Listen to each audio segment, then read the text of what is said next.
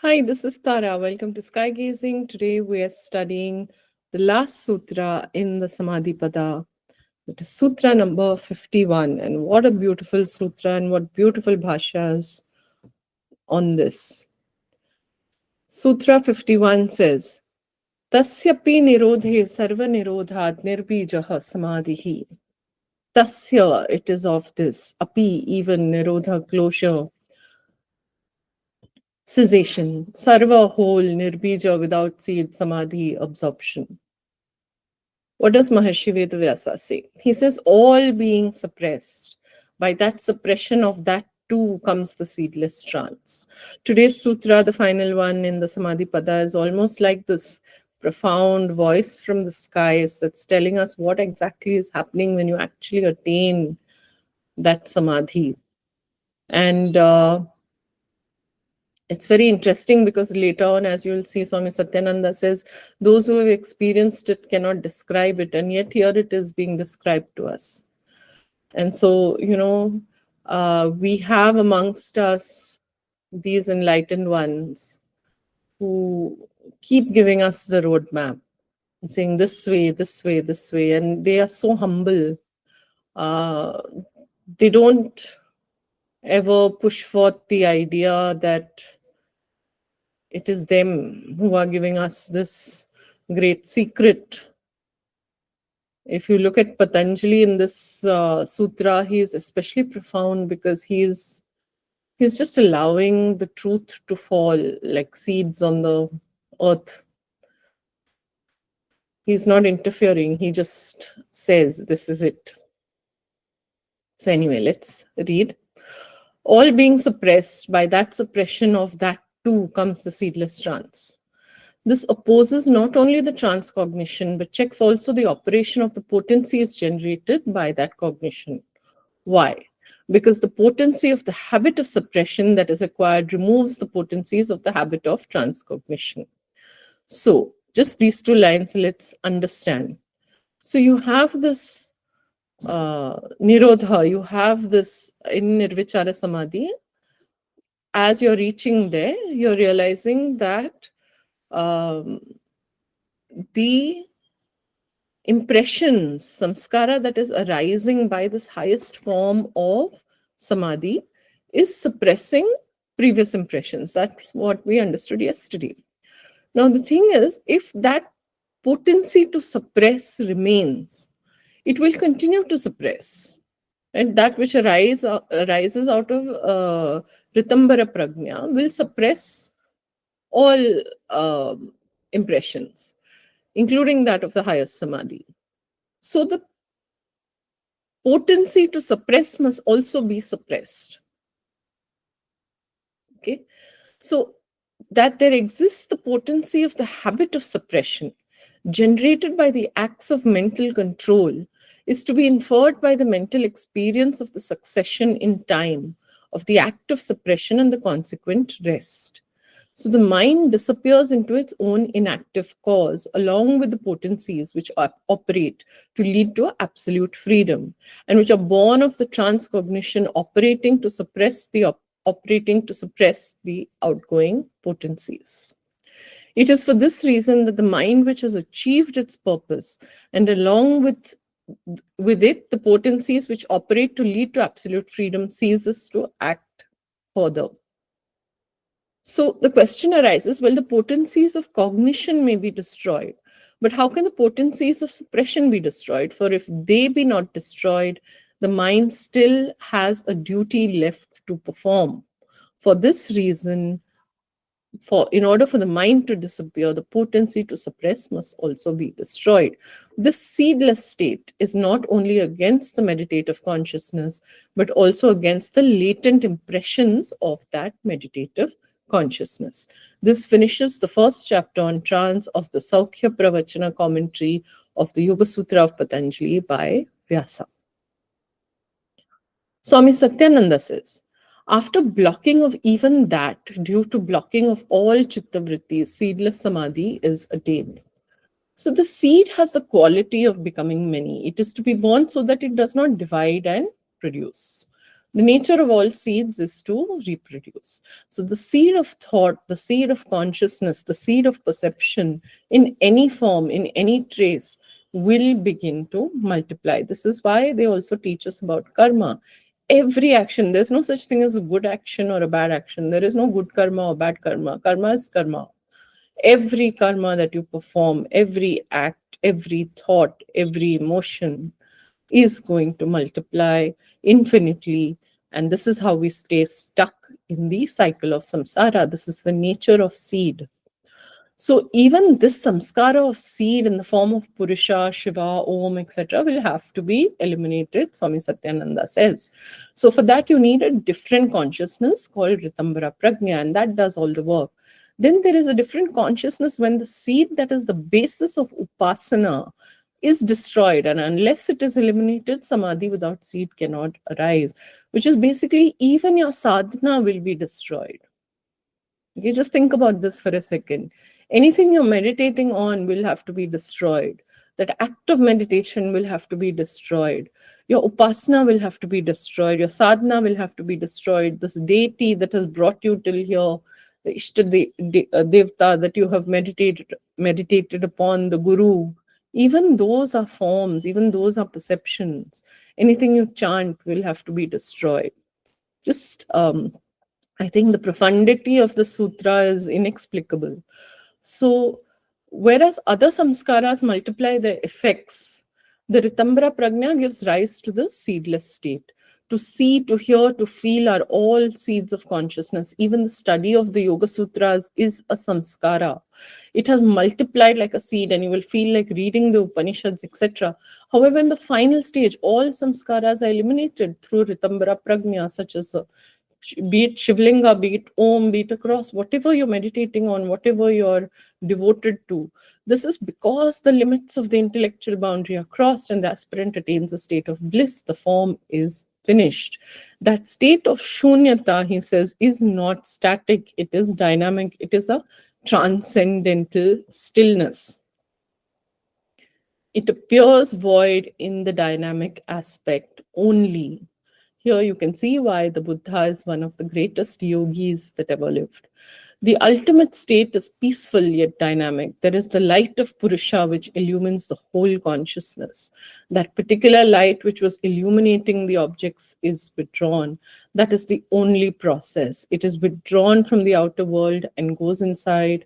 And while it goes inside, it keeps on illuminating the inner passages, the inner chambers of Vitarka, Vichara, Ananda, and Asmita, the stages of samadhi. It is very difficult to explain this, Swami Satyananda says, and yet here he is explaining it. It is not possible to explain the exact nature of nirbeeja samadhi because one who knows it cannot express or convey it. Swami Vivekananda says, by the restraint of even this impression which obstructs all other impressions, all being restrained, comes the seedless samadhi. You remember that our goal is to perceive the soul itself. We cannot perceive the soul because it has got mingled up with nature, prakriti, with the mind, with the body. The most ignorant man thinks his body is the soul. The more learned man thinks his mind is the soul. But Swami Vivekananda says both of these are mistaken. What makes the soul get mingled up with all of these different waves in the chitta rise and cover the soul. And we are only a little reflection of the soul through these waves. So every time we get angry, we think I am anger. If we're happy, we think we are happy. If we are loving, we think we are loving. These various ideas come from the impressions, the samskaras covering the soul. The real nature of the soul is not perceived until all the waves have subsided. So first, Patanjali teaches us the meaning of the waves. Secondly, the best way to repress them. And thirdly, how to make one wave so strong that it suppresses all other waves, fire eating fire, as it were. When only one remains, it will be easy to suppress that also. And when that is gone, the samadhi of concentration is called seedless. It leaves nothing. And the soul is manifested just as it is in its own glory, which is why we say, may you attain the full luminosity of your own mind. Right? And he says, then alone we know that the soul is not a compound. It is the only eternal simple in the universe, and as such, it cannot be born, it cannot die, it is immortal, it is indestructible, the ever living essence of intelligence. If you had to read just one sutra in the Samadhi Pada and just contemplate it, I would highly recommend this one.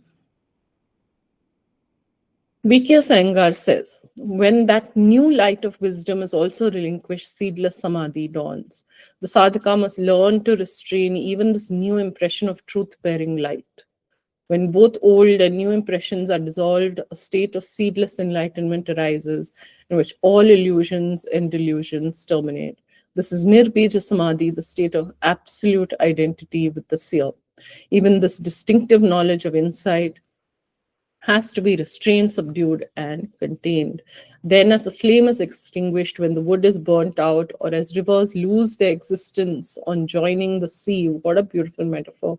All volitions and impressions of the unconscious, subconscious, and superconscious mind cease to exist. All these rivers of consciousness merge in the ocean of the seer. Nirbeeja Samadhi is the conquest of the chitta, wherein the root mind is one with the seer.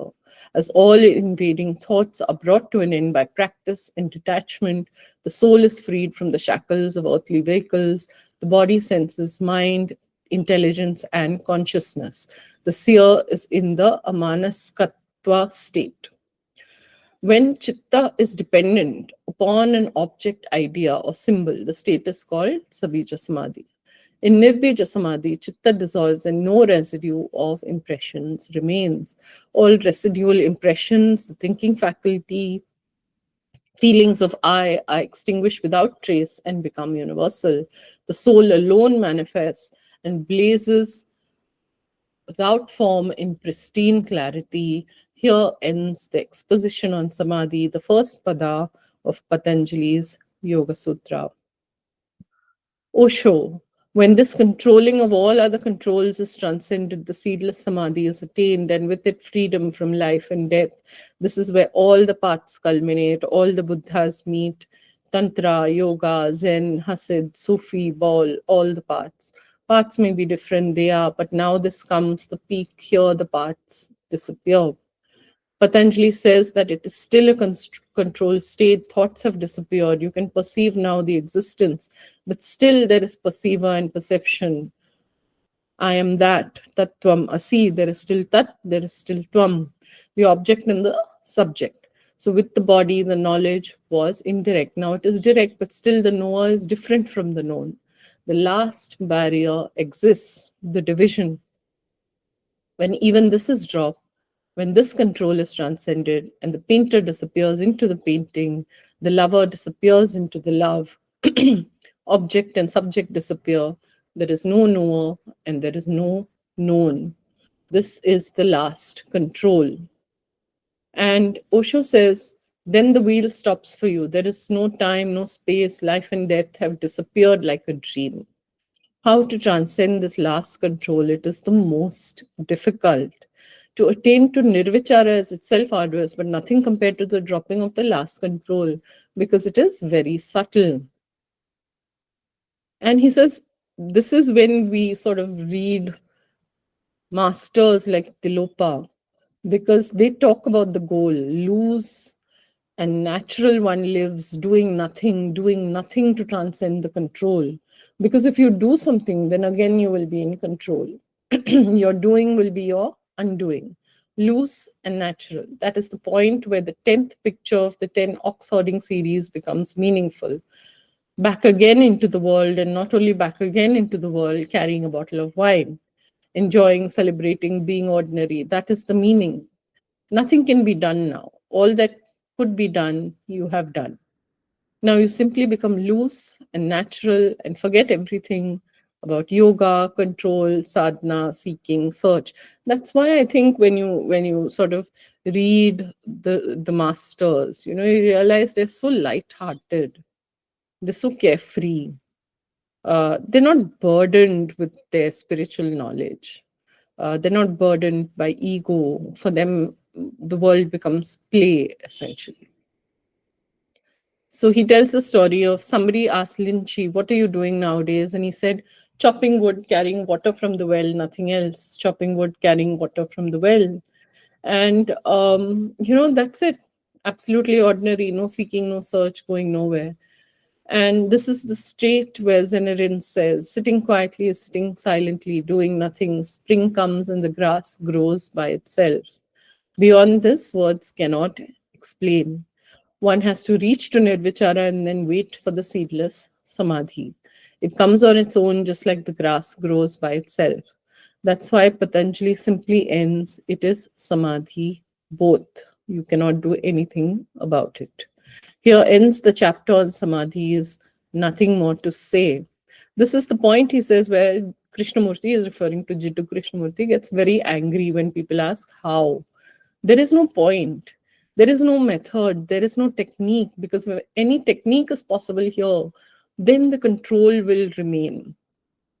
I'm going to remind you here that we are actually reading the Yogasutras. And the Yogasutras we start reading because we are practicing yoga. We are practicing yoga with the beginning of asana, but maybe some of us are also practicing yamas, niyamas, and pranayama. But that is all of that. What is all of that? That is all an exercise in control. Control over the body, control over the pain, over emotion, over suffering, over the mind, over the vrittis, over the modifications. So just remind yourself where we are starting and where we are ending, right? The whole point, which is why they say that, the gurus say that yoga is an exercise of using rajas to conquer rajas. As Swami Vivekananda said, it is fire eating fire.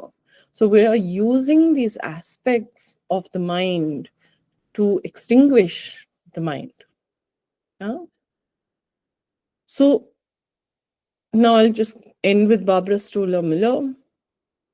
She says, when the turnings of thought cease completely, even wisdom ceases and contemplation bears no seeds.